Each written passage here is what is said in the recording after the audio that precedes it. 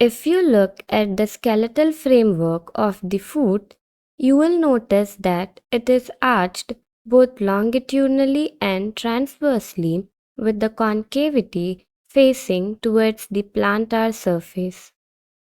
The presence of arches helps in distribution of body weight to the weight-bearing points. During jumping, they act as shock absorbers. The concavity protects the underlying blood vessels and nerves. They also help in walking on uneven surfaces. Now that we have seen the functions of the arches, let us move to its classification. The arches of the foot are divided into longitudinal arches and transverse arches. The longitudinal arches include the medial longitudinal arch and the lateral longitudinal arch, while the transverse arches include the posterior or incomplete transverse arch and the anterior or complete transverse arch. Before discussing the bony components of these arches, let us take a look at the basic anatomy of the foot. The bones of the foot include the calcaneus, talus, cuboid, navicular, the three cuneiforms, namely medial, intermediate, and lateral, metatarsals, and phalanges. Now, we will see the bony components of these arches one by one, starting with the longitudinal arches. The medial longitudinal arch is formed by the medial half of the calcaneus, talus, navicular, three cuneiforms, and three metatarsals. The medial tubercle of the calcaneus forms the posterior pillar, and the anterior pillar is formed by the heads of the medial three metatarsals. The thallus is the keystone. The lateral longitudinal arch is formed by the lateral half of the calcaneus, cuboid, and lateral two metatarsals. The lateral tubercle of the calcaneus forms the posterior pillar, and anterior pillar is formed by the heads of the lateral two metatarsals. The summit is at the calcaneo-cuboid joint.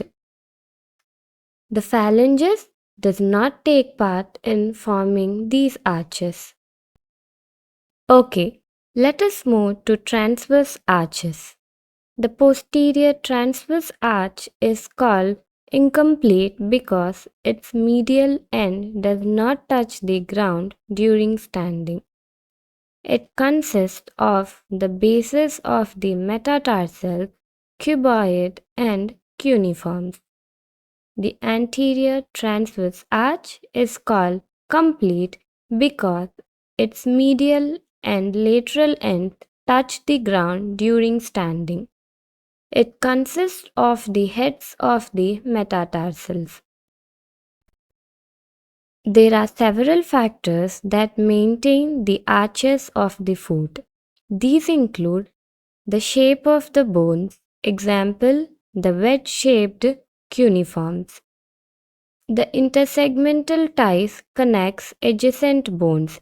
These include the spring ligament, long plantar ligament, short plantar ligament, deep transverse ligament, oblique heads of the adductor hallucis, etc.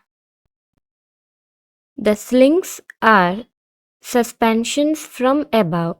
The tibialis anterior, tibialis posterior, deltoid ligament, peroneus longus, peroneus brevis, etc. act as slings. The tie beams, on the other hand, connects the ends of the arches. Examples are lateral and medial parts of the plantar aponeurosis, abductor helicis, flexor helicis brevis, flexor helicis longus, tendons of peroneus longus and tibialis posterior, abductor digiti minimi, etc. The collapse of the arches, especially the medial longitudinal arch of the foot, leads to pes planus or flat foot. It can cause compression of the nerves and vessels in the sole of the foot. The exaggeration of the arches of the foot leads to pes cavis. Talipes equinovarus or club foot is a congenital deformity where the foot is plantar flexed, inverted, and erupted. It has four primary types, namely Talipes equinus, Talipes calcaneus, Talipes varus, and Talipes valgus. So, that wraps up a high yield overview of the arches of the foot.